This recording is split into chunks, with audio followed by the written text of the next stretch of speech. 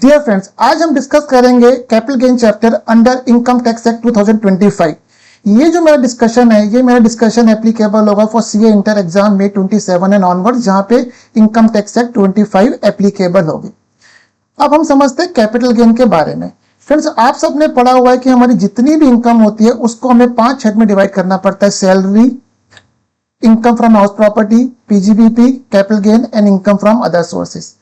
इस 5 हेड में जो मुझे इनकम को डिवाइड करना है, ये मेरे हाथ में नहीं है। इनकम टैक्स एक्ट में 5 हेड को डिवाइड करने के लिए रूल दे रखा है कि अगर ये रूल आपने सेटिस्फाई करा तो ये इनकम पर्टिकुलर हेड में फॉल करेगी, और उस रूल को हम बोलते हैं चार्जिंग इवेंट चार्जिंग सेक्शन।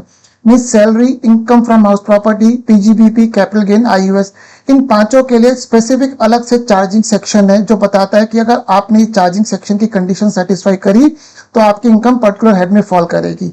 तो मेरे जितने भी 5 हेड है, इनका जो डिवीजन होता है इस तरह से होता है।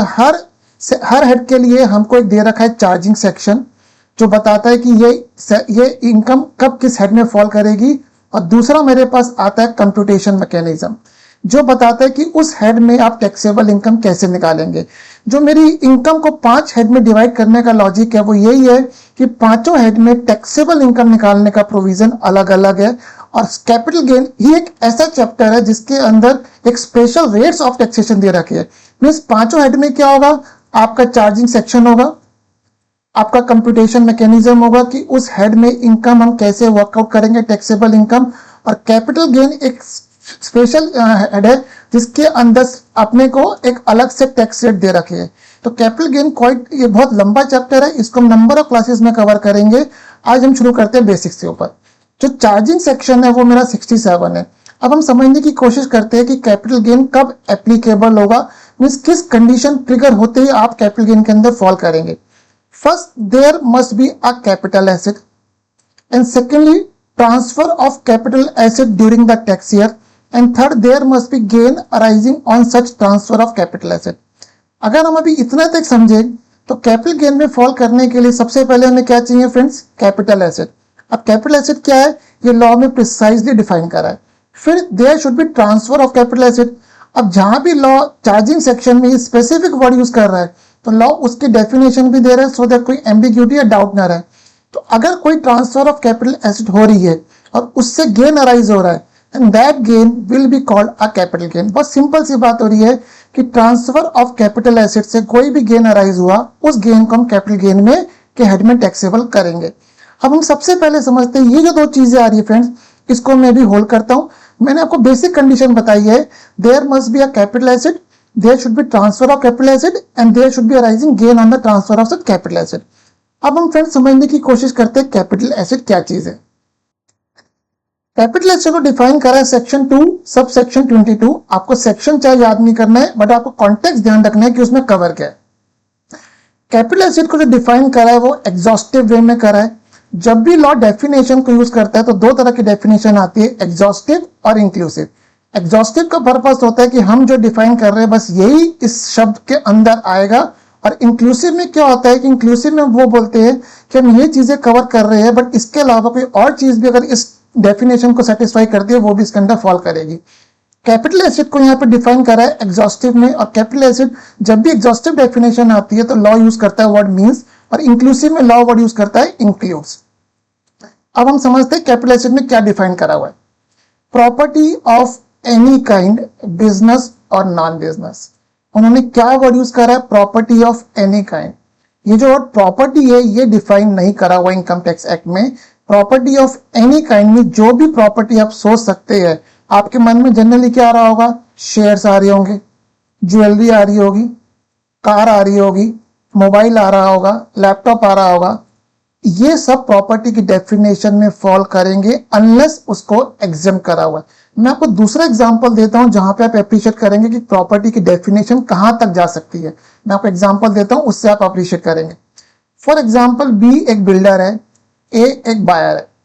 इसने इससे एग्रीमेंट करा कि मैं आपकी एक अंडर कंस्ट्रक्टेड प्रॉपर्टी बाय करूंगा। सपोज एग्रीमेंट हुआ 1/4/25 को, एग्जाम्पल लेता हूं 1/4/26 को एग्रीमेंट हुआ। कि प्रॉपर्टी एक कहता है कि बी से कि मैं आपसे एग्रीमेंट कर रहा हूँ कि 1/4/26 को मैं प्रॉपर्टी बाय करूंगा, जो बिल्डर कह रहा है कि मैं आपको 2 साल के अंदर बना के दे दूंगा। तो ए ने बी से एग्रीमेंट करा अंडर कंस्ट्रक्टेड प्रॉपर्टी बाय करने का। अब ए के पास क्या कोई प्रॉपर्टी आई है? आप बोलोगे नहीं सर, अभी तो प्रॉपर्टी बनी ही नहीं है, it's under constructed property. Capital gain के पर्सपेक्टिव से ए के पास क्या आ गया है? राइट टू बाय, क्योंकि उसने बी को कुछ अमाउंट दे दिया है, तो उसके पास ए के पास एक राइट आ गया, राइट टू बाय। अब सपोज एक नया बिल्ड बायर आता है एक्स, उसको वही पर्टिकुलर प्रॉपर्टी पसंद आती है जो जिसको बी ने ए ने एग्री कर लिया बी से बाय करने के लिए। अब एक्स ए को कहता है कि भाई आप ये राइट मुझे भेज दो, मैं आपको एक्स्ट्रा पैसे दूंगा। एग्जाम्पल देता हूं, ए ने बी को 5 लाख रुपए दिए थे to get the right to buy the property, जो बी ने बोला मैं 31/3/28 को बना के दे दूंगा। एक्स लेटर ऑन उसको भी प्रॉपर्टी पसंद आती है, वो ए को बोलता है कि ये राइट आप मुझे भेज दीजिए। ए कहता है ठीक है मैं भेज दूंगा, but I will take 7 lakh rupees. अब ए ने ये जो राइट एक्स को बेचा है, again this will fall under the definition of property of any kind, because A के पास यहाँ पे राइट आ गया है। तो ये राइट अगर ए एक्स को बेच रहा है और उसकी राइट को बेचने के अंदर ए को गेन हो रहा है, then that gain will be fall under the capital gain because there was a capital asset। Transfer की डेफिनेशन पढ़ेंगे हम, सिंपल अभी सेल कर रहे थे और उससे हमारा गेन अराइज हो रहा है। तो आप एक सिंपल ध्यान रखना, रियल लाइफ में भी एग्जाम पर्सपेक्टिव से भी अगर कोई भी चीज की सेल हो रही है तो आपके दिमाग में कैपिटल गेन का पॉइंट अराइज होना ही चाहिए, अनलेस वो एग्जेम्पशन में फॉल कर रहा हो। तो यहाँ प्रॉपर्टी ऑफ एनी काइंड में कुछ भी कवर हो सकता है। फॉर एग्जाम्पल अगर मैं सिंपल सी बात बोलूं, मैं कैलकुलेटर बेच रहा हूं, तो भी आपके दिमाग में आना चाहिए हाँ सर इसके ऊपर भी कैपिटल गेन अराइज हो सकता है। और गेन का मतलब सिर्फ पॉजिटिव नहीं है, यहाँ पे नेगेटिव भी अराइज होगा। मीन्स कोई चीज मेरे खरीदी 1 लाख रुपए की और उसको मैंने सस्ते में बेच दी। फॉर एग्जाम्पल कोई शेयर्स मैंने 1 लाख के खरीदे और मार्केट फॉल कर गया, उसको मैंने 80,000 का बेच दिया, तो there is a transfer of a capital asset. यहाँ पे मुझे गेन अराइज नहीं हो रहा, यहाँ पे मुझे लॉस अराइज हो रहा है, and that is a loss under the head capital gain. उस लॉस पे बाद में आएंगे। हम यहाँ पे सिंपल ये समझना चाह रहे हैं फ्रेंड्स कि कब मेरे पास कैपिटल गेन अराइज होगा, there should be transfer of a capital asset, that's the main thing. तो अगर कोई भी चीज आप कभी भी एग्जाम में या रियल लाइफ में आपके सामने आता है, कोई भी चीज की सेल हो रही है, तो आपके दिमाग में पॉइंट अप्लाई होना चाहिए कि कैपिटल गेन क्या अराइज होगा। तो यहाँ पे हमने सबसे पहले वर्ड यूज करा प्रॉपर्टी ऑफ एनी काइंड। अब प्रॉपर्टी ऑफ एनी काइंड के आगे मैं क्या लिख रहा हूँ? बिजनेस और नॉन बिजनेस। अभी हम आगे बढ़ेंगे, इन दोनों वर्ड्स को आपको सिग्निफिकेंस समझ में आ जाएगा कि मैं सिग्निफिकेंस क्या कह रहा हूँ। अब मैंने इसके आगे रिमार्क लिखी है, stock in trade is not a capital asset. Stock in trade का मतलब जो सामान मैं खरीद रहा हूँ, मेरा बिजनेस है और उसको मैं खरीद के बेचूंगा। अब stock in trade is also a capital asset. In the capital asset में sorry property of any kind में फॉल हो रहा है, बट लॉ ने बोला नहीं, stock in trade is not a capital asset. क्यों भाई? क्योंकि उससे जो भी इनकम अराइज होगी वो किस हेड में टैक्सेबल होगी? Profit and gains of business और प्रोफेशन। हेंस लॉ ने बोल दिया कि प्रॉपर्टी की डेफिनेशन में से हम स्टॉक इन ट्रेड को कार्व आउट कर रहे हैं, अलग कर रहे हैं, क्योंकि इससे जो भी इनकम अराइज होगी वो पीजीबीपी में टैक्सेबल होगी, ना कि कैपिटल गेन में। अब फ्रेंड सेकंड डेफिनेशन पे आता हूँ, सेकंड पॉइंट पे आता हूँ, securities held bye foreign institutional investors. अब आप मुझसे यहाँ पे पूछ सकते हैं कि sir securities held bye foreign institutional investors, ये भी तो प्रॉपर्टी ऑफ एनी काइंड है। मींस एफआईज के लिए जो सिक्योरिटीज है वो भी प्रॉपर्टी ऑफ एनी काइंड है, तो लॉ ने उसको सेपरेटली क्यों लिखा है? मैं उसको समझाता हूँ। पहले यहाँ से एक पॉइंट लिख के, even such securities are stock in trade in the books of foreign institutional investor. मैं आपको इसकी सिग्निफिकेंस समझाता हूँ कि लॉ ने इसको स्पेसिफिकली अलग से क्यों मेंशन करा है। वो प्रॉपर्टी इन एनी काइंड के अंदर तो फॉल कर ही रहा है, मैं आपको समझाता हूँ। देखिए फॉरेन इंस्टीट्यूशनल इन्वेस्टर कौन होते हैं? अगर सिंपल सी बात करें, बाहर के लोग जो इंडिया में आ रहे हैं और उनका जो मेन काम है वो क्या है? उनका मेन काम क्या है फ्रेंड? Trading in shares. उनका काम है ट्रेडिंग इन शेयर्स, वो शेयर्स में ट्रेड कर रहे हैं। अब उनके लिए जो शेयर्स है वो स्टॉक इन ट्रेड है, because they are doing trading in shares. हमारे अभी हमने डिस्कस करा था कैपिटल गेन, एक स्पेशल चैप्टर है जहां पे अलग से रेट स्पेसिफाई करा है और वो कंसेशनल रेट है। हम उस रेट पे बाद में आएंगे, अभी ब्रॉडली बता रहा हूँ कि वो रेट आप मान के चल लीजिए अभी कितना है, 20% है। दो तरह का गेन आता है, एक आता है शॉर्ट टर्म कैपिटल गेन, एक आता है long term capital gain. Long term capital gain पे 12.5% रेट है, अभी डिटेल में डिस्कस करेंगे अभी आगने वाले क्लासेस में। शॉर्ट टर्म पे 20% शेयर्स के ऊपर, क्योंकि उनका काम शेयर्स की डीलिंग ही करना है फ्रेंड। अब अगर ये चीज, ये रेट कब एप्लीकेबल होगा, जब प्रॉपर्टी जो है वो कैपिटल एसेट की डेफिनेशन में फॉल कर रही है। बट एफआईज के लिए shares is not a capital asset, because उनका काम क्या है, उनका काम है शेयर्स में डीलिंग करना, ट्रेडिंग करना। तो शेयर्स उनके लिए क्या चीज है, स्टॉक इन ट्रेड। बट ऐसे में अगर स्टॉक इन ट्रेड से वो गेन अपना कंप्यूट करेंगे तो उनके ऊपर जो भी एफआईज की नेचर है, अगर वो इंडिविजुअल है, स्लैब लगेगा, जैसा भी है एफआईज के लिए, एफआईज का मुझे ज्यादा आइडिया नहीं है क्या उनका वो रहता है कॉन्स्टिट्यूशन, तो जो भी एप्लीकेबल रेट है, अभी मान के चल लेते एफआई एक कंपनी है फॉर एग्जाम्पल, सिंपल ले लेते।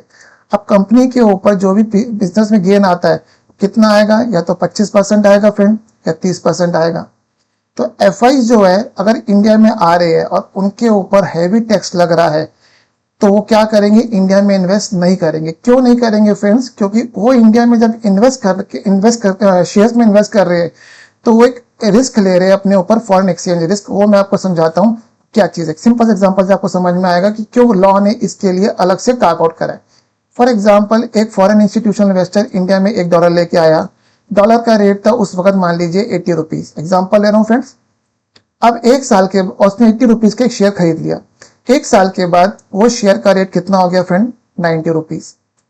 मीन्स उसने शेयर बाय करा था, उस शेयर का रेट हो गया 90 रुपीज। और उस एक साल के बाद डॉलर भी एप्रिशिएट हो गया, रुपी डेप्रिशिएट हो गया, $1 कितने का हो गया, 90 रुपीज था। उस एफआईज ने इंडियन करेंसी के टर्म्स में तो 10 रुपए कमाए, बट वो अपने घर कितने लेके जा रहा है, अगर इसके ऊपर हम टैक्स लगा देंगे तो फ्रेंड वो $1 लेके आया था और घर $1 से भी कम लेके जाएगा। इसका मतलब जब फॉरेन इंस्टीट्यूशनल इन्वेस्टर्स इंडिया में आ रहे हैं तो वो इंडिया में एक एक्सचेंज रिस्क ले रहे हैं। Hence government does not want to overburden them with heavy tax rates. तो गवर्नमेंट ने ये बोला कि फॉरेन इंस्टीट्यूशनल इन्वेस्टर्स जो भी सिक्योरिटीज हेल्ड कर रही है, even though in accounting book it's a stock in trade, हम उसके ऊपर उसको कैपिटल एसेट ट्रीट करेंगे और जो भी उनको गेन अराइज होगा depending upon short term capital gain और long term capital gain, accordingly वैसे टैक्सेशन लगाएंगे, because they are already taken the exchange risk. Hence two things make the things clear, specific, कोई डाउट ना रह जाए, law ने capital asset की definition में स्पेसिफिक लाइन लिख दी, securities held by FIs will be a capital asset despite उनकी बुक्स में वो सिक्योरिटी स्टॉक इन ट्रेड आ रही है। तो होप मैं करता हूँ फ्रेंड आपको लॉजिक समझ में आया होगा। मैं पूरी कोशिश करूंगा कि आपको हर पॉइंट का लॉजिक दे सकूं, सो दैट आप अप्रिशिएट कर सके कि लॉ ने इसकी ड्राफ्टिंग ऐसे क्यों करी है। फ्रेंड थर्ड पॉइंट पे आ रहा है jewellery, archaeological collection, drawings, painting, sculpture, any work of art. यहाँ पे मैं लाइन लिख रहा हूँ, whether such assets are personal effects, business assets are not being stock in trade. Friends इसको मैं भी डिस्कस करता हूँ, जब मैं भी आपको नीचे यहाँ पे पर्सनल अफेक्ट समझाऊंगा तब मैं इस चीज को डिस्कस करूंगा कि वाई पर्सनल, पहले तो पर्सनल अफेक्ट चीज क्या है और उस पर्सनल अफेक्ट में से इसको अलग से कार्व आउट करके क्यों लॉ ने इसको कैपिटल एसेट की डेफिनेशन में फॉल करा है। हम पहले फोर्थ पॉइंट पे आते हैं फ्रेंड, फिर मैं नीचे आऊंगा। Any unit link insurance policy the maturity proceed there of is taxable. अब फ्रेंड फिर आपका पॉइंट आ सकता है कि sir unit link insurance policy पहले तो समझा दो होती क्या है, वो मैं समझाता हूँ। और अगर ये unit link insurance policy property है तो यहीं पे कवर हो रही है, फिर लॉ ने इसको अलग से कार्व आउट क्यों करा है। लेकिन जो लॉ जब भी अलग से डेफिनेशन में कुछ कार्व आउट कर रहे हैं तो उसके पीछे रीजन रहता है, ऐसे नहीं है। नहीं तो लॉ को मतलब अननेसेसरी टिंकरिंग छेड़ने की कोई मतलब लॉ मेकर्स को आदत नहीं है। मैं आपको समझाता हूं कि लॉ मेकर्स ने यूलिप को अलग से कार्व आउट क्यों करा है फ्रेंड। पहले मैं आपको समझे रब कर देता हूं, थोड़ी स्पेस मिल जाएगी मुझको। फ्रेंड यूलिप चीज क्या है, यूनिट लिंक इंश्योरेंस प्लान। देखिए जब आप इंश्योरेंस पॉलिसी लेते हैं तो इंश्योरेंस पॉलिसी में क्या होता है, आप एनुअल प्रीमियम पे करते हैं। पॉलिसी दो तरह की होती है, एक पॉलिसी होती है एंडोमेंट पॉलिसी फ्रेंड, और एक होती है टर्म पॉलिसी। टर्म पॉलिसी में क्या होता है कि अगर आप मर गए तभी पैसा मिलेगा, अदरवाइज आपको पैसा नहीं मिलेगा। और एंडोमेंट पॉलिसी में क्या होता है, एंडोमेंट पॉलिसी में प्रीमियम देते हैं जो टर्म पॉलिसी ज्यादा होता है, बट उसमें अगर आप सर्वाइव कर गए आफ्टर इंश्योरेंस पीरियड तो कंपनी आपको लमसम पैसा देती है। हम अभी बात कर रहे हैं किसकी फ्रेंड, एंडोमेंट पॉलिसी की। आप प्रीमियम दे रहे, फॉर एग्जाम्पल आपने 20,000 रुपए का प्रीमियम दिया और जो पॉलिसी अमाउंट है वो पॉलिसी अमाउंट है मान लेते हैं 5 लाख रुपए का, और पॉलिसी आपकी रन करेगी मान लेते हैं 20 ईयर्स की। इंश्योरेंस कंपनी कहती है कि अगर आप सरवाइव कर गए 20 साल तक, आपने पॉलिसी प्रीमियम पे करा है, तो हम 20 साल के बाद आपको 5 लाख प्लस सम लमसम बोनस भी दे देंगे। और इनकम टैक्स में ये प्रोविजन है कि लाइफ इंश्योरेंस का अगर पैसा मिलता है सब्जेक्ट टू सर्टेन कंडीशंस तो वो एग्जेम्प्ट होता है, टैक्सेबल नहीं होता। अगर हम यहाँ पे बात करें फॉर एग्जांपल उसे 6 लाख रुपए मिलते हैं, उसने दिए कितने फ्रेंड 4 लाख, मिल कितने रहे 6 लाख, तो ऑन द फेस सिंपली देखा जाए तो 2 लाख का गेन है। ये 2 लाख का गेन इस एग्जाम्पल में एग्जाम करा हुआ है। अब हम आते हैं यूलिप क्या चीज है।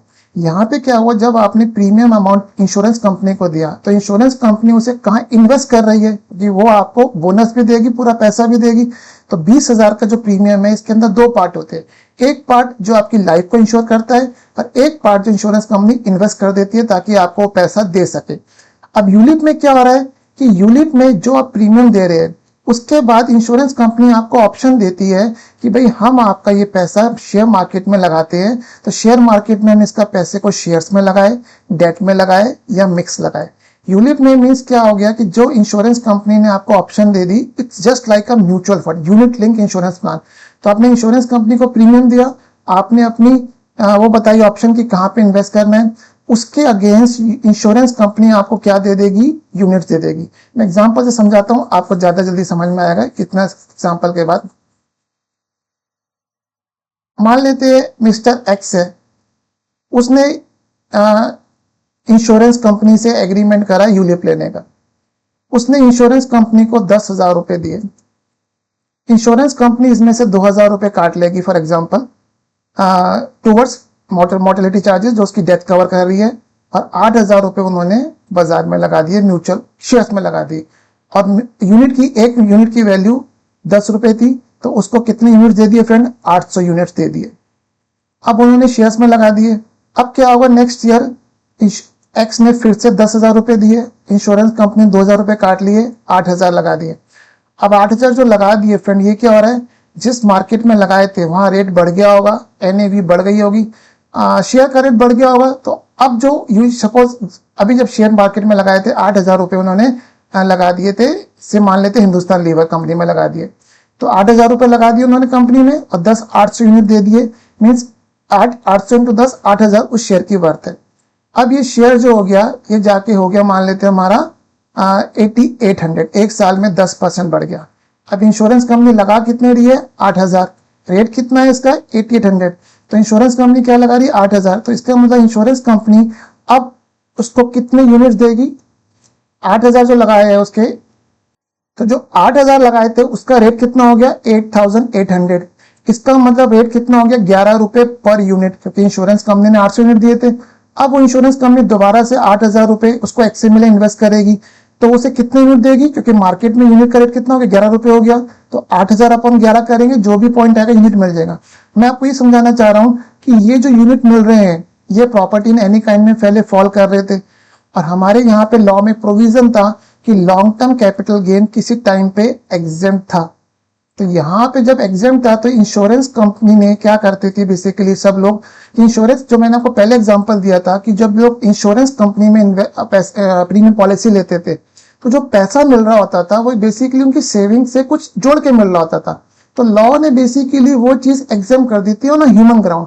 बट यहाँ पे यूलिप में क्या हो रहा है, यूलिप में जो इन्वेस्टर इन्वेस्ट कर रहा है वो इंश्योरेंस के साथ साथ शेयर मार्केट में भी इन्वेस्ट कर रहा है।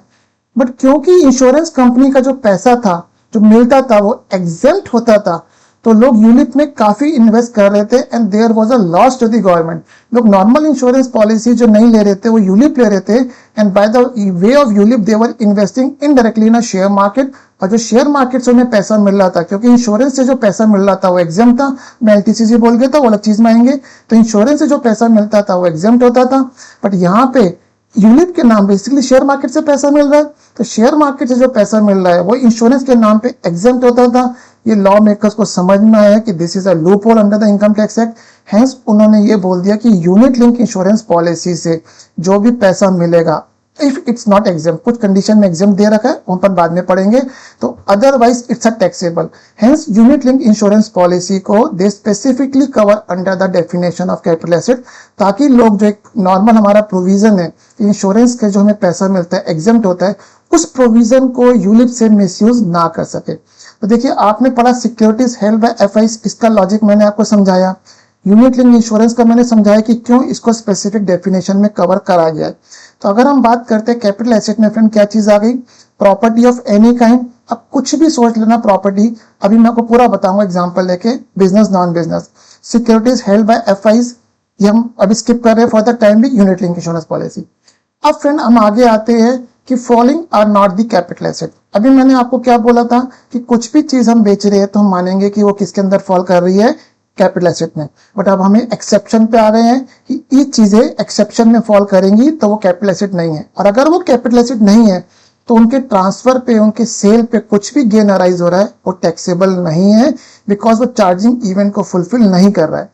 अब हम पढ़ते हैं कौन सी चीजें कैपिटल एसेट में फॉल नहीं करेंगी। स्टॉक इन ट्रेड, वो ऊपर हमने पढ़ लिया। इसके एक्सेप्शंस क्या आ रही है? सिक्योरिटीज हेल्ड बाय एफआईज, कि अगर एफआई सिक्योरिटीज हेल्ड कर रही है उसको लॉ मेकर ने क्या बोला है? उसको लॉ मेकर ने डायरेक्टली कैपिटल एसेट डीम करा है। अब समझाता हूं फ्रेंड आपको दूसरी चीज, पर्सनल इफेक्ट्स। पर्सनल इफेक्ट क्या चीज है?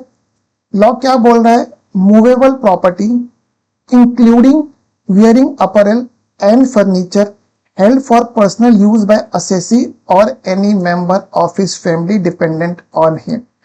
मीन्स फॉर एग्जाम्पल, मैं एग्जाम्पल लेता हूं, मैंने कार खरीदी फॉर माई पर्सनल यूज और मैं उसको बाद में बेच रहा हूं।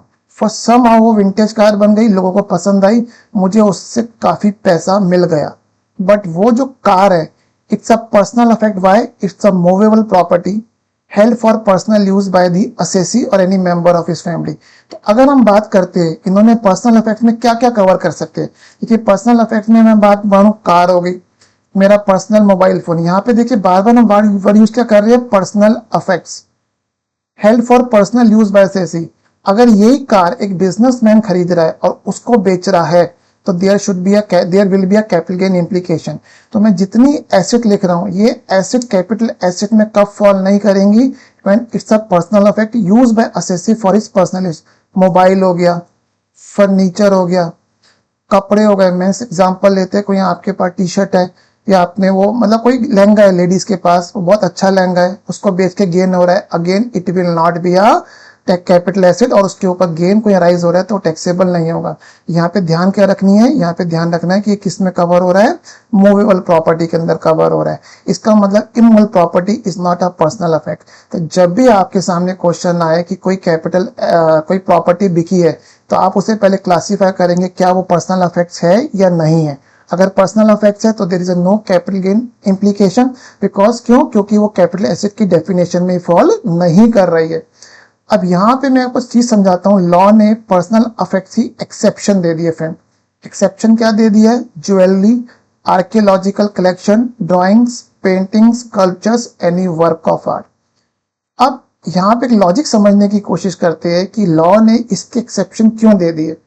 देखिए क्या है कि हर आदमी अपना टैक्स बचाना चाहता है, ठीक है। अब यहाँ पे अगर ये चीजों की वो एक्सेप्शन नहीं देते तो लोग बड़े आराम से अपना टैक्स बचा सकते थे। एग्जांपल देता हूं, ए है, उसके पास 10 लाख रुपए कैश अवेलेबल है, ब्लैक का मीन्स उसके ऊपर कहीं से उसको 10 लाख रुपए की कैश मिला। अब बी के पास 10 लाख रुपए बैंक में अवेलेबल है। अब इन दोनों को क्या है? इनकी क्रॉस रिक्वायरमेंट है। बी को 10 लाख रुपए कैश चाहिए और ए को 10 लाख रुपए बैंक में डिपॉजिट करने हैं। तो ए अगर ये 10 लाख रुपए बैंक में डिपॉजिट करेगा तो obviously question will arise 10 lakh रुपए कहां से आया? उसकी इनकम मान लेंगे। अगर ये एक्सेप्शंस नहीं होती तो इनके लिए बड़ा इजी था ट्रांजेक्शन एग्जीक्यूट करना। ए क्या करता? एक पेंटिंग लेके आता बाजार से 100 रुपए की और बी को बेच देता 10 लाख रुपए की। बी उसको 10 लाख रुपए बैंक में दे देता, ए उसको 10 लाख रुपए कैश में दे देता।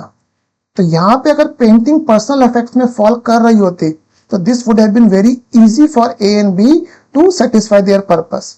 बट अब ड्राइंग जो है, पेंटिंग से ड्राइंग जो है, ये किस डेफिनेशन में आ गई है? ये पर्सनल इफेक्ट की डेफिनेशन से बाहर हो गई है। इसका मतलब ये कैपिटल एसेट की डेफिनेशन में आ गई है। इस केस में अब अगर ए एक पेंटिंग उसको 10 लाख की बेचेगा तो ए के ऊपर कैपिटल गेन अराइज होगा। तो हैंस लॉ ने ये चीज में ध्यान में रखते हुए, देखिए ज्वेलरी समझ में आता है कि ज्वेलरी में गेन अराइज होगा, लॉ ने कवर कर दिया।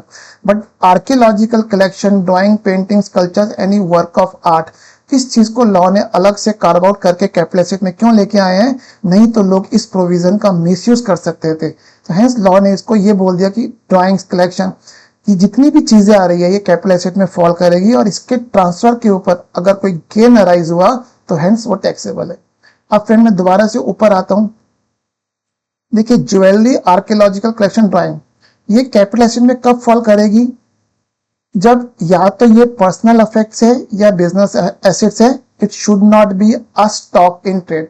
फॉर एग्जांपल ज्वेलर है, अगर ज्वेलर ज्वेलरी बेच रहा है तो उसके लिए जो इनकम अराइज होगी वो पीजीबीपी में अराइज होगी, not under the capital gain, because उसका काम ही ज्वेलरी बेचना है। सिमिलरली किसी का काम है ड्राइंग्स पेंटिंग्स कल्चर बेचना, तो उसको जो से इनकम अराइज हो रही है वो कैपिटल एसेट में फॉल नहीं करेगी, वो पीजीबीपी में फॉल करेगी, उसका काम है। अब यहाँ पे हम बोल रहे हैं whether such assets are personal effects और बिजनेस एसेट्स। अब एग्जांपल लेता हूँ। फॉर एग्जांपल एक बिजनेसमैन है, उसने बहुत बड़ी भगवान जी की कोई मूर्ति बनवाई, पेंटिंग बनाई और अपने बिजनेस में लगा ली। लेटर ऑन कोई और आया बिजनेसमैन, उसको पेंटिंग पसंद आई, उसने कहा भैया मुझे बेच दो। पहले बिजनेसमैन कहता है ठीक है मैं बेच देता हूँ but I will sell at a higher price. दूसरा बिजनेसमैन एग्री कर लेता है। उस सिनेरियो में भी drawings is a capital asset, तो पहले बिजनेसमैन को जो उस पर गेन अराइज होगा वो टैक्सेबल होगा, बिकॉज ये सारी चीजें जो हम मेंशन कर रहे हैं थर्ड पॉइंट पे, they will be a capital asset unless it's a stock in trade. तो वो कैपिटल एसेट कब फॉल करेगी, चाहे वो पर्सनल अफेक्ट्स हो चाहे वो बिजनेस एसेट हो, but it will be a capital asset. तो आपको समझ में आ गया होगा कि पर्सनल अफेक्ट क्या चीज है। ध्यान रखना दोस्त, movable property including wearing apparel furniture held for personal use by the assessee और any member of his family. बस ये वर्ड ध्यान रखना कि इस वर्ड्स के अंदर अगर कोई एसेट फॉल कर रही है it will not be a capital asset. Friend agriculture land is not a capital asset, exception अभी हम नीचे हम पढ़ते हैं।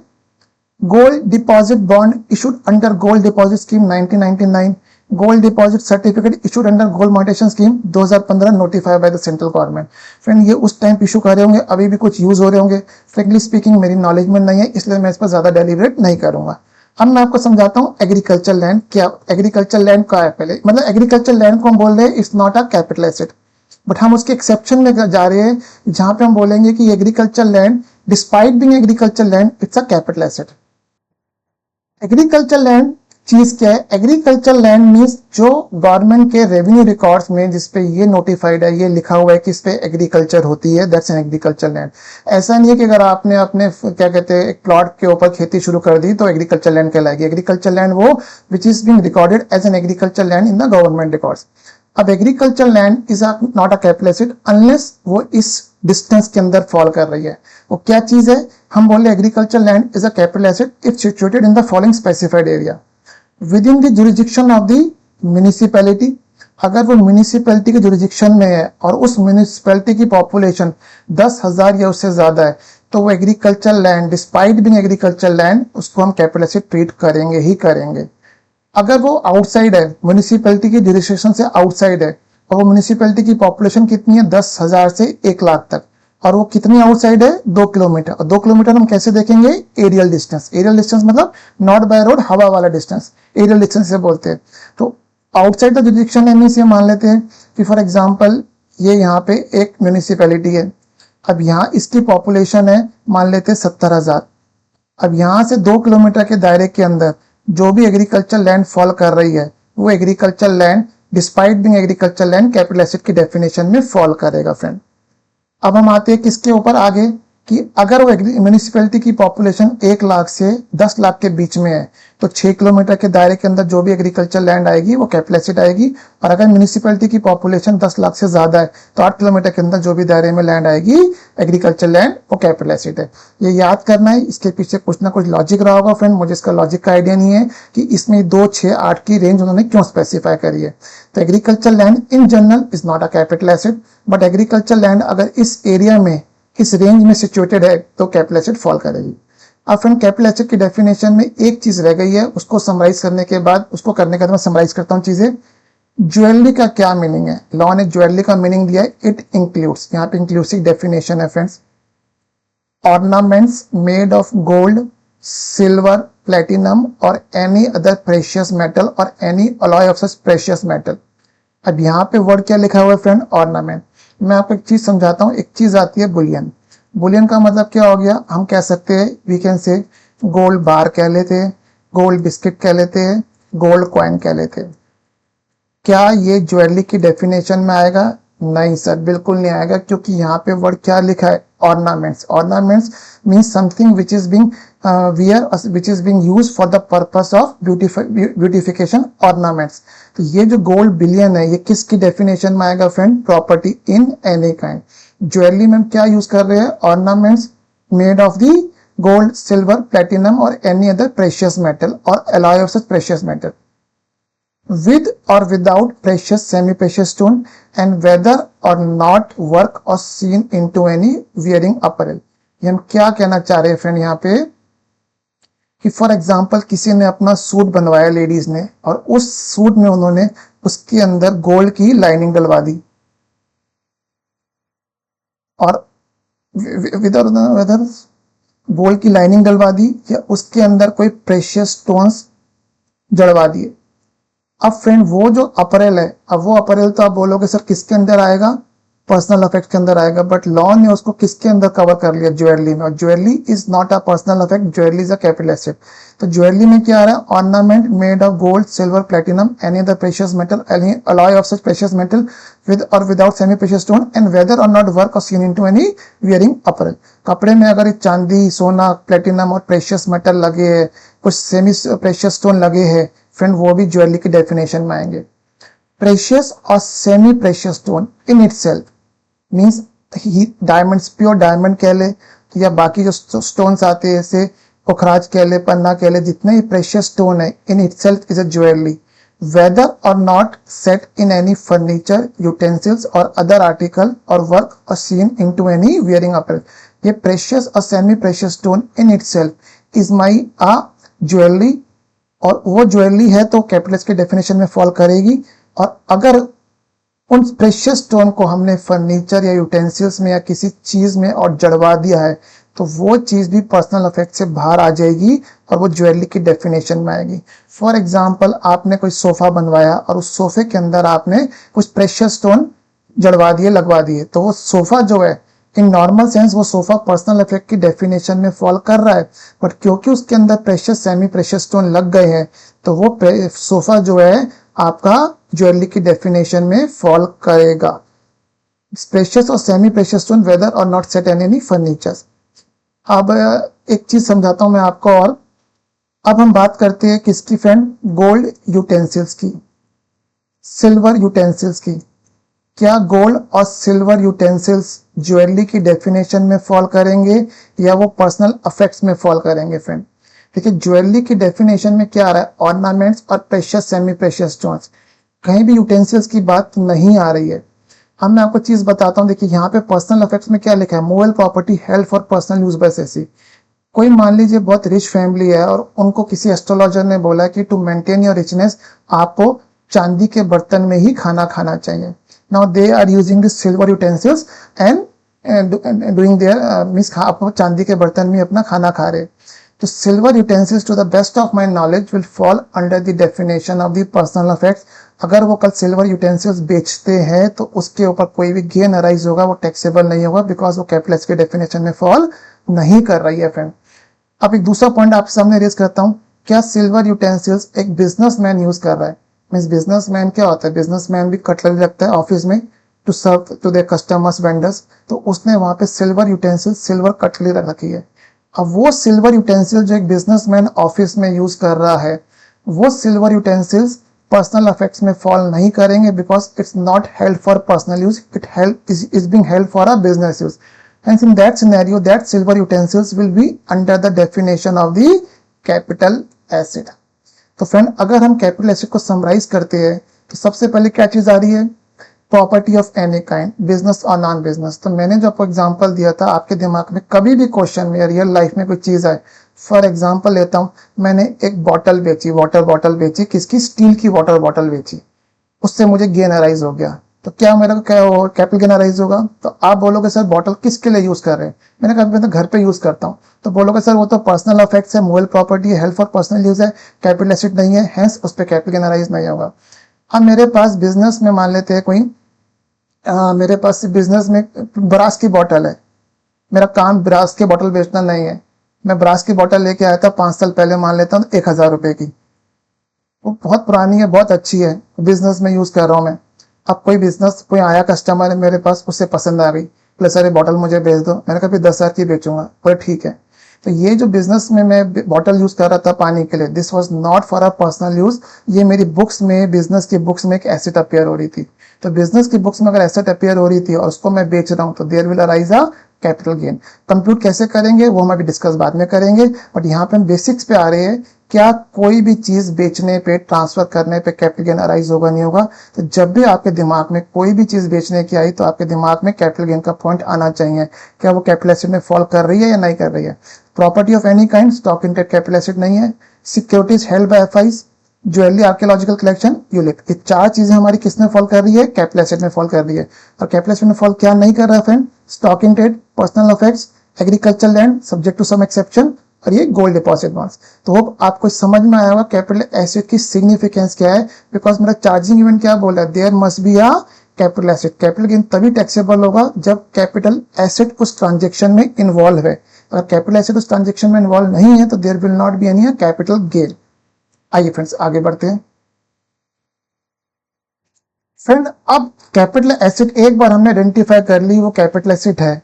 अब उसके बाद हमको क्या डिटरमाइन करना है? वो कैपिटल एसेट शॉर्ट टर्म है, long term. Because short term capital gain पे टैक्सेशन रेट्स अलग है, लॉन्ग टर्म कैपिटल गेन पे टैक्सेशन रेट अलग है। तो फ्रेंड्स, सबसे पहले चार्जिंग इवेंट के लिए मुझे क्या चाहिए था? Capital asset. वो हमने आइडेंटिफाई कर ली, हाँ सर कैपिटल एसेट तो फॉल कर रही है। ट्रांसफर पे आऊंगा, उस कैपिटल एसेट को मुझे आइडेंटिफाई करना है, बाइफरकेट करना है, डिवाइड करना है between short term capital asset and long term capital asset. तो मैं आपको बताता हूँ, लॉ ने short term capital asset define करी है, तो अगर वो शॉर्ट टर्म नहीं है तो वो लॉन्ग टर्म है। अब शॉर्ट टर्म कैपिटल एसेट में क्या बोला गया है कि लिस्टेड शेयर्स, लिस्टेड डिबेंचर और लिस्टेड म्यूचुअल फंड। लिस्टेड का मतलब कि तीनों एलिमेंट्स स्टॉक एक्सचेंज पे लिस्टेड है। म्यूचुअल फंड इक्विटी हो सकते हैं, डेट हो सकते हैं। तो उनका हमने एक वर्ड यूज करा है, होल्डिंग पीरियड। इसका मतलब अगर बेचने से पहले हमने उसको 12 महीने के अंदर बेच दिया है, asset is held up to following month before transfer. हमने उसको 12 महीने के अंदर बेच दिया है from the date of acquisition और परचेज, तो that asset will be called short term capital asset. तो यहाँ पे तीन चीजें कवर कर रहे हैं दोस्त 12 महीने के अंदर: listed share, listed debenture, listed mutual funds. Unlisted equity oriented funds means equity oriented mutual funds है बट वो लिस्टेड नहीं है। यहाँ सिर्फ इक्विटी ओरिएंटेड म्यूचुअल फंड है, डेट म्यूचुअल फंड कवर नहीं है, और जीरो कूपन बॉन्ड। ज्यादा नहीं, इस पर मैं ज्यादा डिटेल नहीं कर रहा हूँ। इन तीनों इंस्ट्रूमेंट्स को, इन तीनों एसेट्स को अगर मैंने 12 महीने से पहले बेच दी फ्रेंड्स, तो वो मेरे लिए क्या कहलाएगी? Short term capital asset. तो उस पर जो गेन अराइज होगा उसको हम बोलेंगे शॉर्ट टर्म कैपिटल गेन। हम यहाँ पे कैपिटल एसेट को दो पार्ट में क्यों डिवाइड कर रहे हैं? क्योंकि हमको अगर शॉर्ट टर्म कैपिटल एसेट है तो उससे जो गेन अराइज हो रहा है it will be short term capital gain, और अगर वो शॉर्ट टर्म कैपिटल एसेट नहीं है, लॉन्ग टर्म कैपिटल एसेट है, तो उससे जो गेन अराइज हो रहा है it's a long term capital gain. और इन तीनों के अलावा कोई अदर एसेट्स है, ज्वेलरी हो गई, बिल्डिंग हो गई, कुछ भी हो गया, तो उस पर शॉर्ट टर्म कैपिटल एसेट कब गेन कब अराइज होगा? अगर हमने उसको 24 महीने के अंदर बेच दिया है। और अगर हम उसे 24 महीने के बाद बेचेंगे और इन तीनों एसेट को 12 महीने के बाद बेचेंगे तो उस पर जो गेन अराइज होगा it will be a long term capital gain, because वो लॉन्ग टर्म कैपिटल एसेट है। अब इन चीजों के ऊपर मुझे कुछ क्लैरिफिकेशन दी गई है, वो मैं आपको समझाता हूं। Conversion of stock in trade to the capital asset. Friend, ये अभी हम आगे पढ़ेंगे, समझ में नहीं आएगा आपको, तो उसके बाद हम इसको कवर करेंगे दोनों चीजों को। यहाँ पे कुछ टाइप आ रहा है, इसको मैं भी नहीं बता रहा। राइट इशू ये आप समझ पाएंगे। राइट इशू क्या होता है कि मेरे पास ऑलरेडी रिलायंस के शेयर, एग्जांपल लेता हूं, मैंने रिलायंस के शेयर बाय करे थे 1/4/2020 को। रिलायंस ने मान लेते 1/5/2026 को मेरे पास 100 शेयर्स है। रिलायंस ने मुझे शेयर्स ऑफर करे in the ratio of 1:1। 100 share के बदले मुझे कितने शेयर मिलेंगे? 100 शेयर मिलेंगे एट प्राइस जो मार्केट से कम होगा। अब उस केस में मैं 100 शेयर लूंगा तो मुझे सस्ते मिलेंगे, दैट्स इशू। अब यहाँ पे मैं क्या करना चाहूंगा, मैं बोलूंगा भाई 100 शेयर का जो आप मुझे अभी 100 शेयर दे रहे हो, इसका होल्डिंग पीरियड यहां से काउंट करा जाए, ना कि जिस दिन आपने मुझे दिए। बिकॉज ये 100 शेयर मुझे क्यों मिले? ये होल्डिंग की वजह से। क्योंकि मेरा ऑब्जेक्टिव क्या है? देखो, लोग चाहते हैं इनकम टैक्स कम से कम देना। अभी मैं आपको बोल देता हूँ सिंपल सी चीज, शॉर्ट टर्म कैपिटल गेन पे जो मेरा टैक्स रेट है वो ज्यादा है, और लॉन्ग टर्म कैपिटल गेन पे मेरा टैक्स रेट कम है। तो लोग चाहेंगे कि जो मुझे गेन अराइज हो रहा है किसी तरह से मैं उसको क्या कर सकूं, लॉन्ग टर्म में क्लासिफाई कर सकूं। तो लॉ ने कहा नहीं, ये बकवास हमें पसंद नहीं है। अगर आपने राइट शेयर लिए तो holding period will start from the date of allotment of security under the right issue. अब आता है फ्रेंड एक राइट ऑफर। राइट ऑफर का मतलब क्या हुआ कि मेरे पास ये ऑफर आया कि भाई मैं एक के बदले एक शेयर ले सकता हूं at a less than market rate.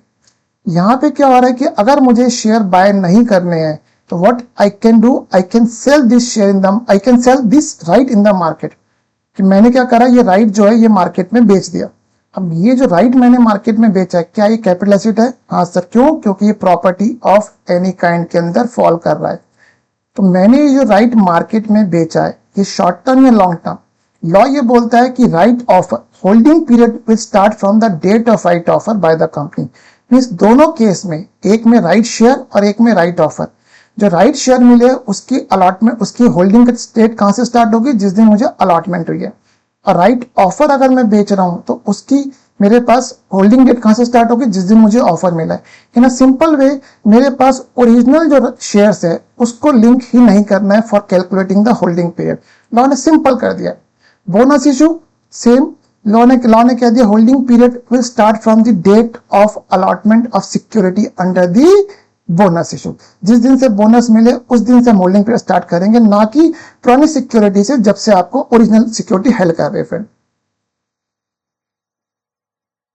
Friends, special mode of acquisition of as capital asset, ये जो चीज है, रेस्ट ऑफ द चीजें जितनी आ रही है, that I will take up in my next video, क्योंकि वीडियो लंबा हो जाएगा।